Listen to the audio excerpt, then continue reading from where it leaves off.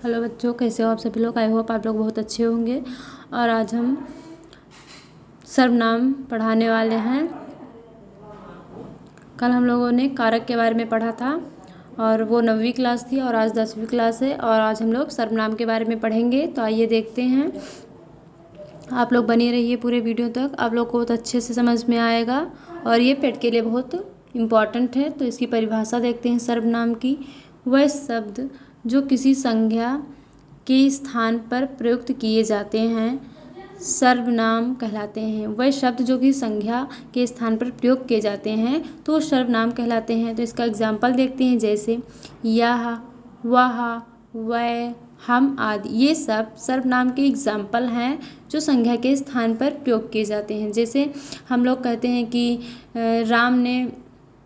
राम पढ़ने गया और वह पढ़ के आया, तो हम लोग वहाँ पे वह का प्रयोग करते हैं। तो वहाँ पे राम के स्थान पे हम लोग वह का प्रयोग कर दिए, तो ये सर्वनाम हो गया। तो इसी प्रकार से सर्वनाम के एग्जाम्पल होते हैं। अब हिंदी में मूल सर्वनाम 11 हैं। जैसे तो ये 11 सर्वनाम हैं। मैं, हम, वह, तुम, तू, आप, यह, कौन, कोई, जो, सो, ये सब सर्वनाम हैं। तो हिंदी में मूल सर्वनाम 11 होते हैं। और अब देखते हैं सर्वनाम के भेद। तो जो सर्वनाम के भेद होते हैं ये 6 प्रकार के होते हैं। तो एक एक करके देखते हैं। पहला है पुरुषवाचक सर्वनाम, दूसरा है निश्चयवाचक सर्वनाम और तीसरा है अनिश्चयवाचक सर्वनाम। चौथा प्रश्नवाचक सर्वनाम, पांचवा संबंधवाचक सर्वनाम और छठवां है निजवाचक सर्वनाम। तो ये सर्वनाम के 6 भेद हैं। आप लोग इसे नोट करते रहिए साथ साथ में, जो कि आप लोग नोट करेंगे और दोबारा से रिपीट कर लेंगे तो बहुत ही ज़्यादा समझ में आ जाएगा। अब इसका देखते हैं पुरुषवाचक सर्वनाम के कितने पार्ट होते हैं। तो पुरुषवाचक सर्वनाम के 3 पार्ट होते हैं। पहला होता है उत्तम पुरुष, दूसरा होता है मध्यम पुरुष और तीसरा होता है अन्य पुरुष। तो उत्तम पुरुष के एग्जाम्पल जो हैं ये हैं मैं, हम। मैं उत्तम पुरुष। सभी लोग अपने आप को उत्तम बताते हैं, तो मैं और हम ये दोनों उत्तम पुरुष है। और जो मध्यम पुरुष है ये तुम, तू, आप, ये सब मध्यम पुरुष है। अन्य पुरुष जो होते हैं वे होते हैं वह, ये, या, ये सब अन्य पुरुष होते हैं। तो मैंने बताया आप लोग को समझ में ज़रूर आ गया होगा कि जो सर्वनाम होते हैं तो सर्वनाम के 6 भेद होते हैं। और पहला होता है पुरुषवाचक सर्वनाम और पुरुषवाचक सर्वनाम के 3 पुरुषवाचक सर्वनाम 3 प्रकार के होते हैं, जो कि है उत्तम पुरुष, मध्यम पुरुष, अन्य पुरुष। मैं, हम उत्तम पुरुष है और तू, आप, तू, ये सब मध्यम पुरुष है। वह, यह, वह, ये सब अन्य पुरुष है। तो ये सब आप लोग याद रखिएगा। अब देखते हैं दूसरा। तो हम लोगों ने पहला तो कंप्लीट कर लिया पुरुषवाचक सर्वनाम को। अब देखते हैं निश्चयवाचक सर्वनाम। अब देखते हैं दूसरा निश्चयवाचक सर्वनाम। यह मेरी पुस्तक है, तो यह निश्चय है कि ये मेरी पुस्तक है। और दूसरा वह मेरा पुत्र जा रहा है, तो ये भी निश्चय है कि वह मेरा पुत्र जा रहा है। यह मेरी पुस्तक है, तो यह पुस्तक मेरी है, तो ये निश्चय है कि यह मेरी पुस्तक ही है, ये किसी दूसरे की पुस्तक नहीं है। तो इसका एग्जाम्पल आप लोग देख के पता ही कर सकते हैं कि ये कौन सा सर्वनाम है। यह मेरी पुस्तक है, जिसमें निश्चित रूप से पता हो कि यह मेरा ही है, जिसमें पूरा निश्चय मतलब हो कि ये मतलब जैसे मेरी पुस्तक है तो ये पक्का पता है कि ये मेरा ही निश्चय है। तो ये होगा निश्चयवाचक सर्वनाम। और यह मेरा पुत्र जा रहा है, वह मेरा पुत्र जा रहा, तो ये भी निश्चय है, तो ये भी निश्चयवाचक सर्वनाम हो जाएगा, मेरा पुत्र। और अब देखते हैं तीसरा अनिश्चयवाचक सर्वनाम।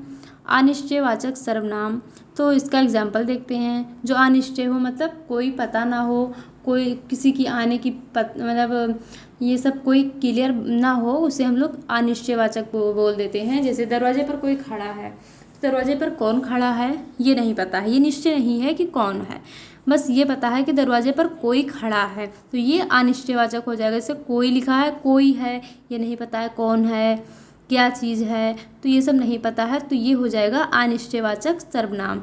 अब इसका दूसरा एग्जाम्पल देखते हैं। तुमने कुछ दान दिया, तो कुछ दान दिया, मतलब ये नहीं पता कि क्या चीज़ दान दिया, तुमने कुछ दान दिया, तो ये अनिश्चयवाचक हो जाएगा, क्योंकि ये पता नहीं है कि तुमने किसको दान दिया, क्या दान दिया, कौन सी चीज़ को का दान दिया, तो ये पता नहीं है, तो यह अनिश्चयवाचक सर्वनाम के अंतर्गत आएगा। तो इससे आप लोग ज़रूर समझ गए होंगे। अब चौथा देखते हैं। चौथा है प्रश्नवाचक सर्वनाम। प्रश्नवाचक सर्वनाम मतलब इसका एग्जाम्पल देखते हैं। अब पहला एग्जाम्पल है यह कौन सी किताब है, तो इसमें प्रश्नवाचक चिन्ह आया, कौन सी किताब है, तो यह कौन सी किताब है, तो ये प्रश्नवाचक चिन्ह आया, तो इसलिए ये हो जाएगा प्रश्नवाचक सर्वनाम। कौन सी जो है, कौन जो है, ये कौन सी है, ये प्रश्नवाचक शब्द है, तो कौन सी जो है ये प्रश्नवाचक सर्वनाम हो जाएगा। अब इसका दूसरा एग्जाम्पल देखते हैं। वह लोग तुम्हारे क्या लगते हैं। क्या लगते हैं मतलब प्रश्नवाचक वाक्य है, क्योंकि ये जो है या कौन सी किताब है ये प्रश्नवाचक चिन्ह है, लेकिन वह लोग तुम्हारे क्या लगते हैं, तो ये क्वेश्चन प्रश्नवाचक वाक्य है, ये प्रश्नवाचक सर्वनाम नहीं है, ये प्रश्नवाचक वाक्य कहलाएगा। अब तीसरा देखते हैं। क्या तुम मुझसे शादी करोगी, तो ये भी प्रश्नवाचक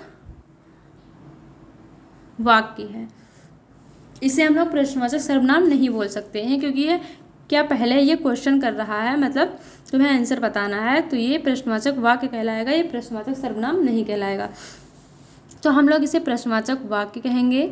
अब देखते हैं। तुम किसको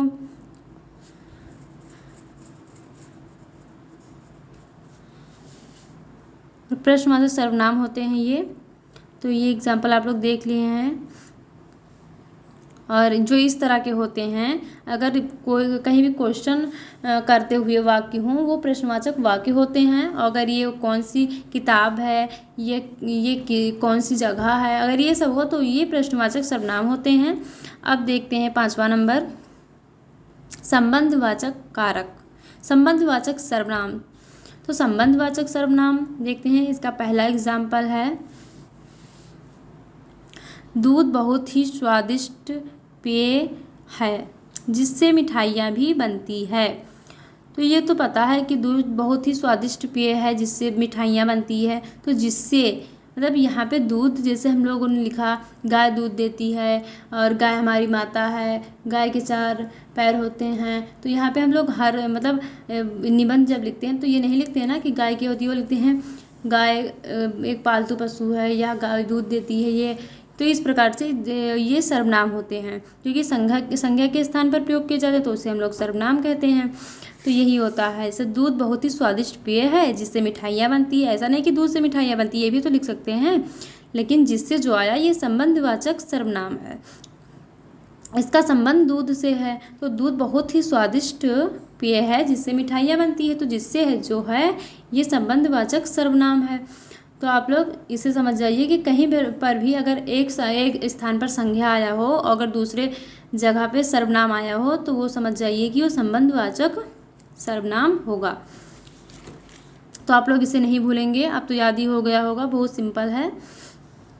दोबारा से रिपीट कर लेते हैं। दूध बहुत ही स्वादिष्ट पेय है जिससे मिठाइयाँ बनती, जो जिससे शब्द आया ये संबंधवाचक सर्वनाम की बात करता है, तो इसे हम लोग संबंधवाचक सर्वनाम बोल देंगे कि यहाँ पे संबंधवाचक सर्वनाम है। अब देखते हैं, जैसा करोगे वैसा भरोगे, तो जैसा करोगे वैसा भरोगे, तो यहाँ पर भी संबंधवाचक सर्वनाम है। जिसकी लाठी उसकी भैंस, जिसकी लाठी है उसकी भैंस है, तो ये भी संबंधवाचक सर्वनाम है, क्योंकि जिसकी जो लिखा है लाठी और उसका जो सर्वनाम आया तो ये उसकी आ गया, तो ये सर्वनाम संबंधवाचक सर्वनाम होगा। अब देखते हैं अगला, यह वही लड़की है जो कल भाग गई थी, तो ये वही लड़की है, तो जो लिखा है वही लड़की है जो कल, तो जो वही है उस शब्द के स्थान पर सर्वनाम का प्रयोग हुआ जो तो ये संबंधवाचक सर्वनाम हो जाएगा, क्योंकि जो आया अगर वही है तो वही के स्थान मतलब जो दूसरा वाक्य में प्रयोग किया गया तो जो करके प्रयोग किया गया तो ये संबंधवाचक सर्वनाम हो जाएगा। तो इतना एग्जाम्पल हमने संबंधवाचक सर्वनाम के बारे में बताया। अब आप लोग बहुत आसानी से समझ गए होंगे। अगर क्वेश्चन आएंगे पेपर में तो आप लोग ज़रूर कर लेंगे, आई होप, मैं आशा करती हूँ। अब देखते हैं 6ठा नंबर, निजवाचक सर्वनाम। निजवाचक सर्वनाम क्या होते हैं?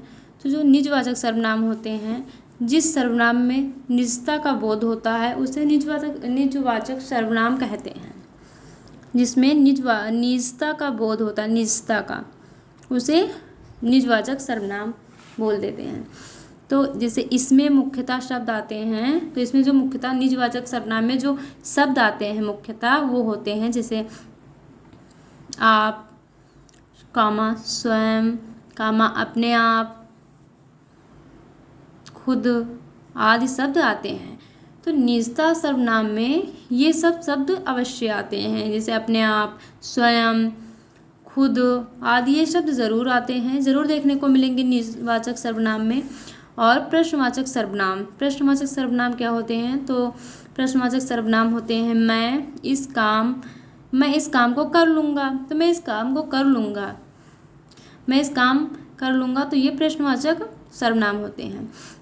अब देखते हैं मैं स्वयं इस काम को कर लूँगा, सब मैं इस काम को कर लूँगा, तो ये हो गया प्रश्नवाचक सर्वनाम। और जब मैंने इसको दोबारा से बनाया, निजवाचक सर्वनाम में परिवर्तित किया, तो ये हो गया मैं स्वयं इस काम को कर लूँगा या कर लूँगी, मैं स्वयं इस काम को कर लूँगी या मैं स्वयं इस काम को कर लूँगा। जो मैं स्वयं शब्द आया ये निजवाचक सर्वनाम हो गया, क्योंकि मैंने पहले ही बताया है इसमें मुख्यतः शब्द आते हैं अपने आप, स्वयं, आप, खुद आदि शब्द ज़रूर आते हैं। तो ये देखने को मिला मैं स्वयं, क्योंकि यहाँ पर भी मैंने बताया स्वयं, जो यहाँ पे लिखा है यहाँ पर भी मैंने बताया कि स्वयं शब्द देखने को मिलेगा, और यहाँ पर मैं स्वयं इस काम को कर लूँगा, तो जो मैं स्वयं शब्द आया ये निजवाचक सर्वनाम हो गया।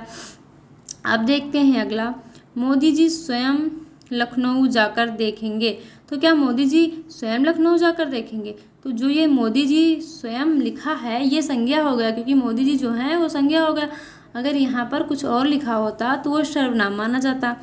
मोदी जी स्वयं लखनऊ जाकर देखेंगे, यहाँ पर भी तो स्वयं लिखा है, लेकिन ये सर्वनाम नहीं है, क्योंकि मोदी जी खुद एक नाम है, एक संज्ञा है, तो इसलिए हम लोग इसे सर्वनाम नहीं बोल सकते। अब इसे हम लोग निजवाचक सर्वनाम में परिवर्तित करेंगे, जैसे वह स्वयं लखनऊ जाकर देखेंगे। तो वह स्वयं लखनऊ जाकर देखेंगे, तो वह जो आया ये तो सर्वनाम हो गया, और स्वयं शब्द मैंने पहले ही बताया कि स्वयं शब्द अगर आया तो आप लोग समझ जाइए कि निजवाचक सर्वनाम, निजवाचक सर्वनाम है।